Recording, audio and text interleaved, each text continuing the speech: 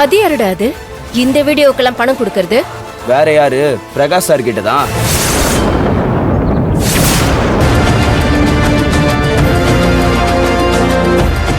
அவர்கிட்ட போய் இந்த மாதிரி உங்க தங்கச்சியை கொன்னது யாருன்னு எனக்கு தெரியும், அவ நிகிதாவை கொன்ன வீடியோ என்கிட்ட இருக்குன்னு சொன்னா போதும், அதுக்கு அவர் எவ்வளவு வேணாலும் பணம் கொடுப்பாரு.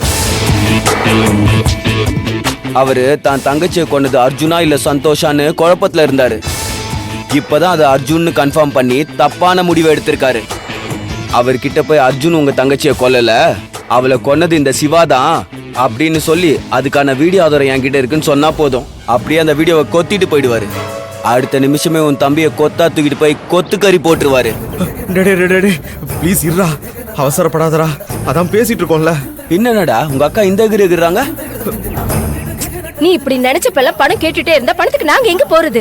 சரி, நினைச்சப்பெல்லாம் கேட்கல, சிங்கிள் பேமெண்ட் என்ன செட்டில் பண்ணிக்கலாமா?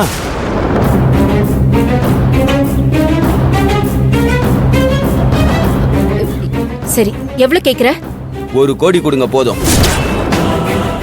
இது 1 கோடியா? அதுக்கப்புறம் நான் பணமே கேட்க மாட்டேன். இந்த வீடியோ உங்ககிட்ட கொடுத்துட்டு நான் ஒதுங்கிறேன். இதெல்லாம் ரொம்ப அநியாயம். அப்ப பழைய டீலுக்கே போயிருவோம். சிங்கிள் பேமெண்ட் 1 கோடி, இல்லையா நான் கேட்கறப்பெல்லாம் பணம். இது ரெண்டுல ஏதாவது ஒரு ஆப்ஷனை முடிவு பண்ணிட்டு கால் பண்ணுங்க. டேய் டேய் டேய் டேய் டேய் இருடா, இருந்து பேசி முடிச்சிட்டு போலாம். இதுல பேசுறதுக்கு எதுவுமே இல்லடா. 2 ஆப்ஷன்ல ஏதாவது ஒண்ணு முடிவு பண்ணிட்டு சொல்லுங்க, எனக்கு எதுவா இருந்தாலும் ஓகே தான்.